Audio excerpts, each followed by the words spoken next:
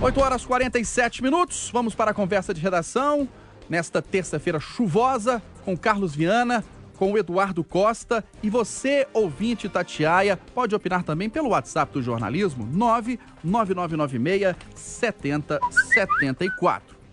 Entre os novos vereadores de Belo Horizonte, Áurea Carolina, uma jovem, 32 anos, cientista política, ela é do PSOL, Partido Socialismo e Liberdade, é a mulher mais votada da história da Câmara Municipal. Ô Eduardo, ela já desagrada os colegas com uma medida polêmica, redução de salários. Ela diz que vai doar pelo menos metade para instituições que precisam. Bom dia. Bom dia a todos.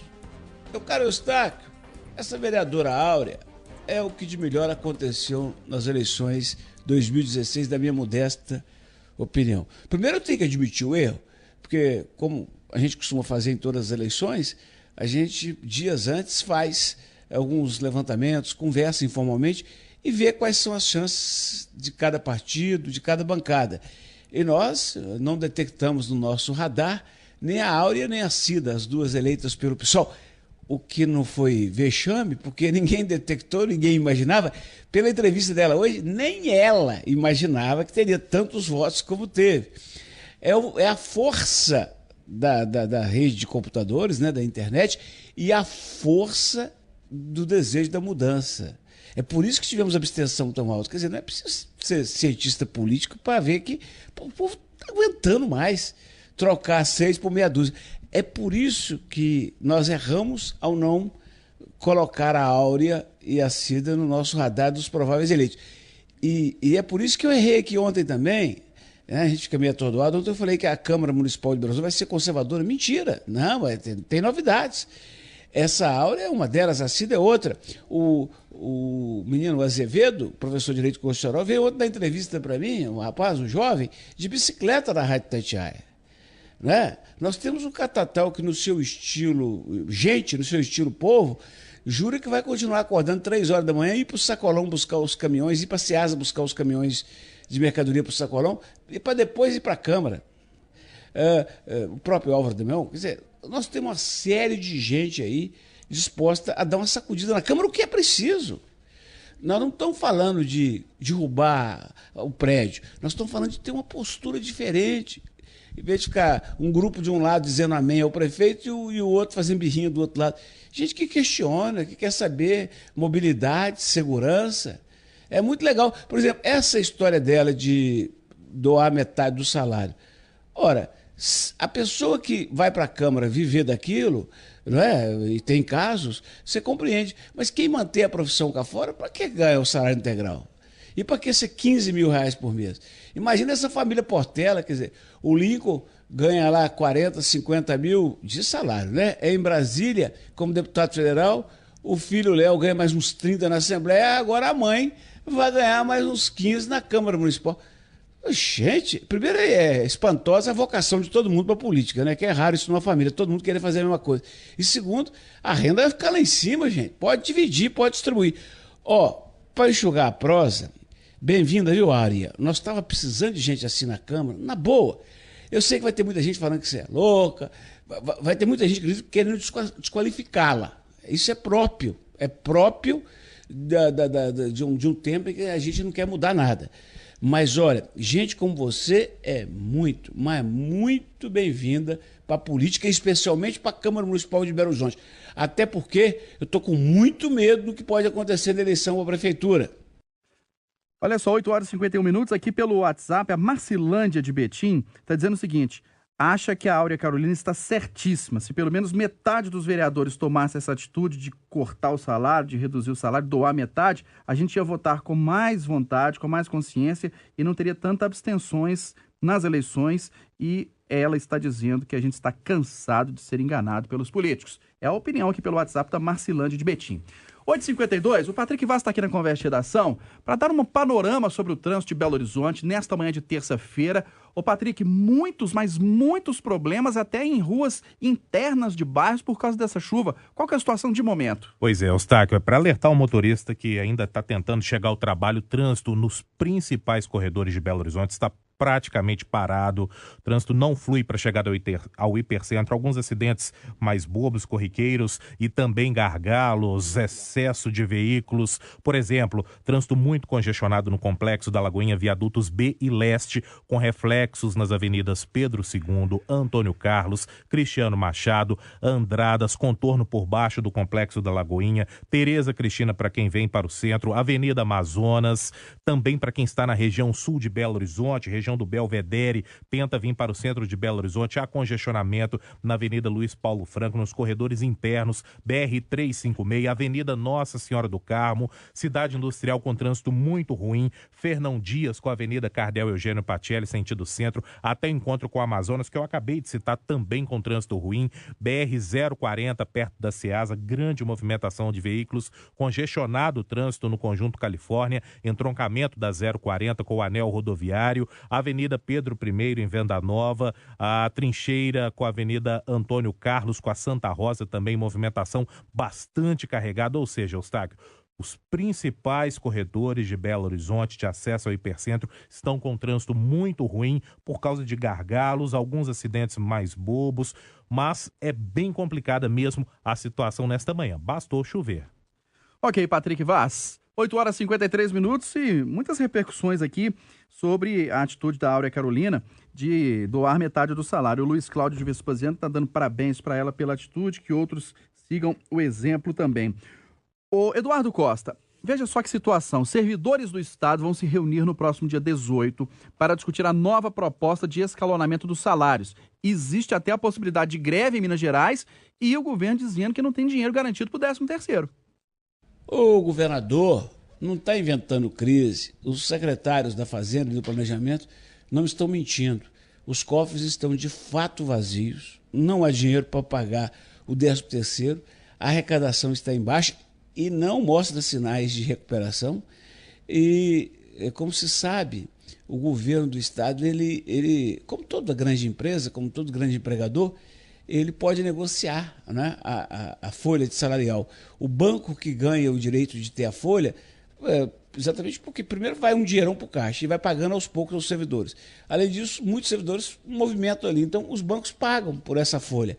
Essa que é a esperança do governo, de trocar de banco nesse fim de ano para levantar uma grana para poder fazer face ao 13º. Parece que a Prefeitura da Capital também está negociando a folha.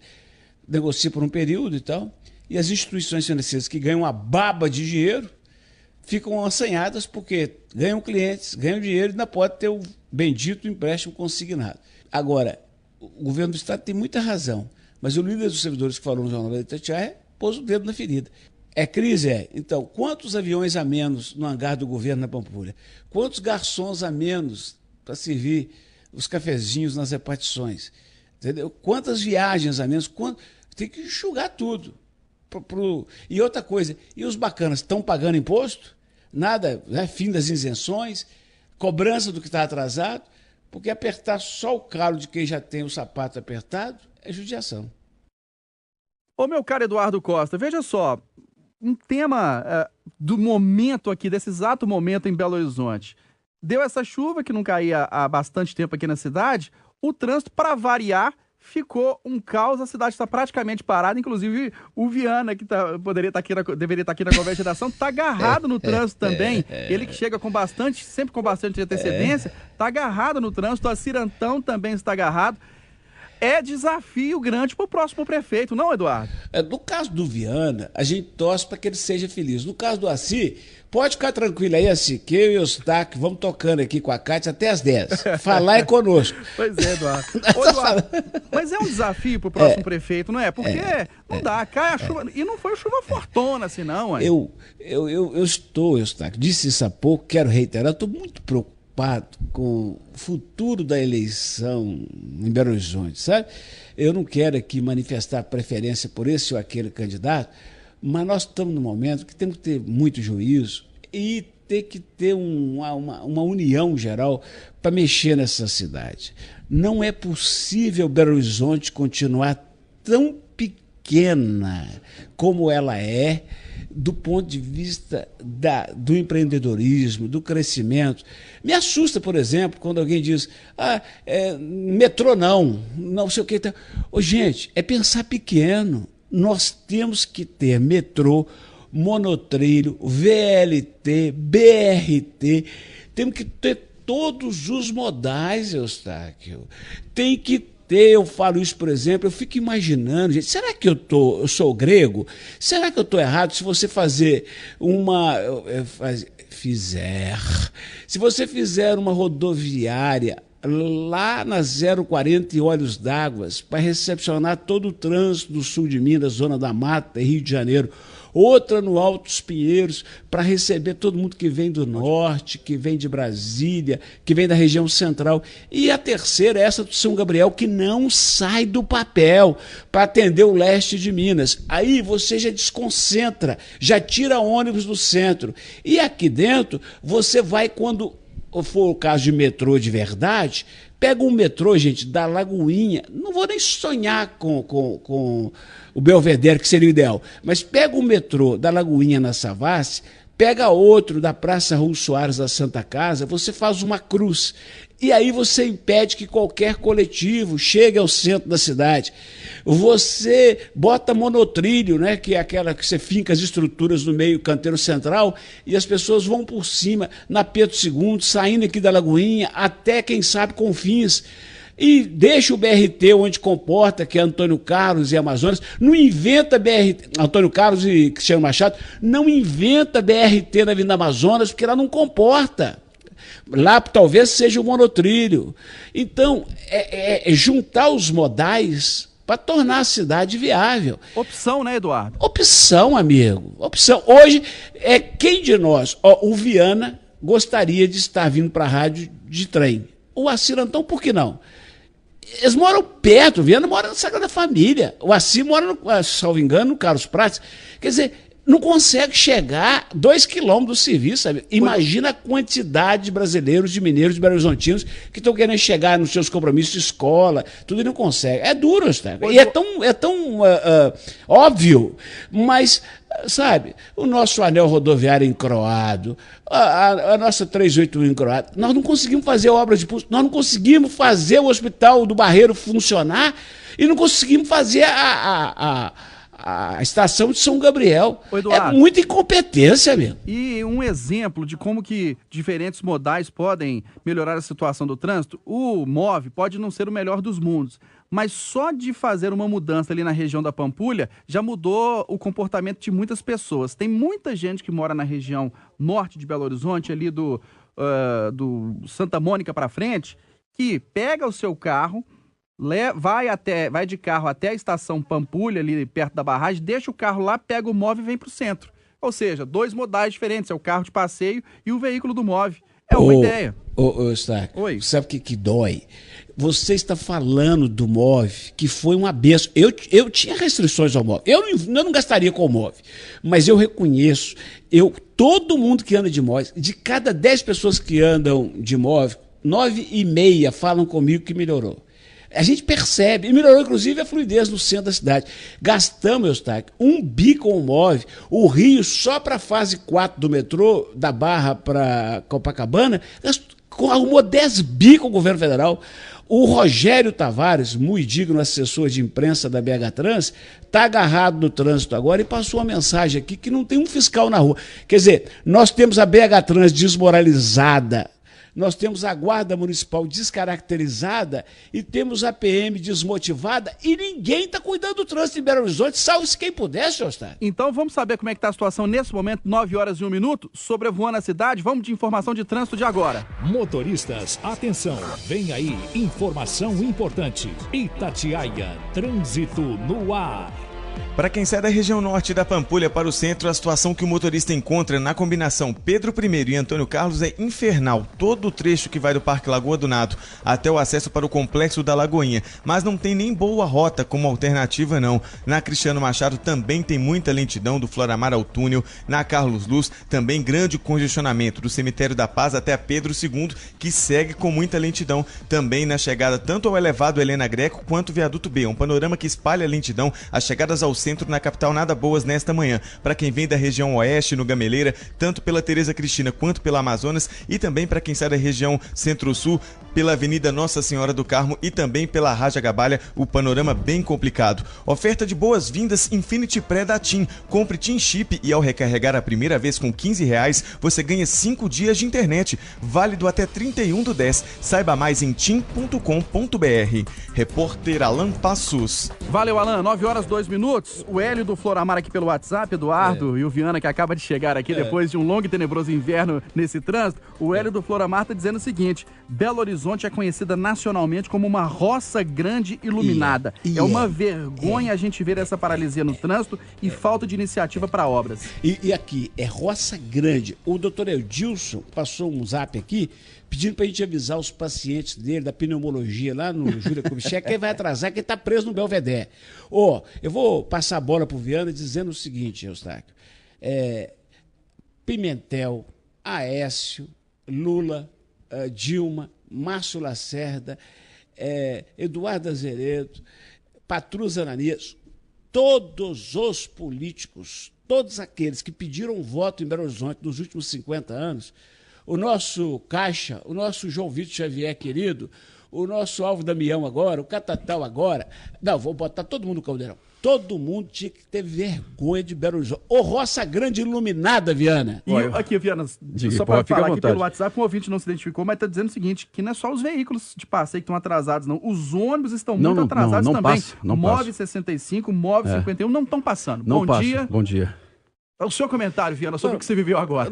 Tem 40 minutos que eu estou parado tentando atravessar da floresta para cá. 40 minutos? 40 minutos tentando passar. Então, Antônio Carlos aqui no complexo, muito lento.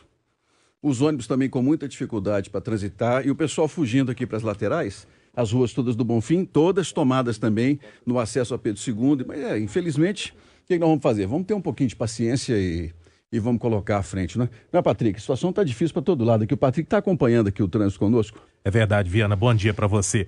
E é o primeiro de alguns dias de chuva, né? Então o pessoal já fica em alerta, porque isso deve continuar mais à tarde. Se amanhã também estiver chovendo, todo mundo sai de casa mais cedo. Pois bem, agora é o seguinte, vamos retomar algumas coisas aqui. Eu gostei muito da fala da nova vereadora, dou os parabéns a ela pela vitória, uma vitória que mostra uma forma nova de fazer política.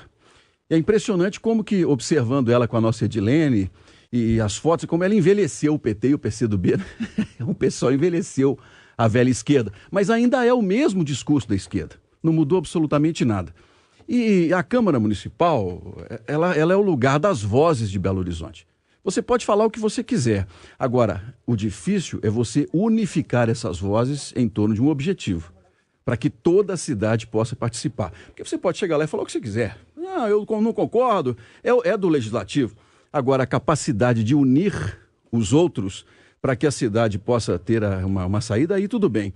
Com relação ao salário, nosso João Vitor Xavier aqui está informando que o Antônio Pinheiro, que é pai do Chico Pinheiro, já doava 100% do salário há muito tempo. Já era uma tradição em relação a isso. Então eu desejo sorte a ela, mas que ela possa se juntar a outros no sentido de melhorar a nossa cidade, né? Agora, com relação ao trânsito, isso derruba muito o argumento de que não precisa fazer nada, né? Não é verdade? Assim, sem a gente querer levar para qualquer lado essa coisa como crítica, mas a constatação de que a cidade precisa, sim, de muitas obras e precisa, quem sabe, de um transporte público melhor que a saída para os motoristas deixarem o carro em casa. Até eu mesmo, tivéssemos aí condição, já falei que eu viria de bicicleta para cá. Mas sem essa possibilidade de segurança, o carro é a única saída. Agora dá um tempo aqui na rádio ou enfrentar o trânsito de novo, Viana? Não, eu vou ficar por aqui. Não adianta querer tentar, ou então eu vou a pé, debaixo de chuva daqui. Oi, Eduardo. O Assis chegou aí? Chegou, tá aqui. Então eu quero dizer que pena, porque nós não vamos até às 10. E que alegria que o irmão tá na área. Até amanhã. Um abraço, Eduardo. Quem sabe, hein? Quem sabe? A gente junta com o Assir aqui e fazemos um bem bolado até às 10 horas. Um abraço a todos. Um abraço, Viana. Um abraço, Eduardo.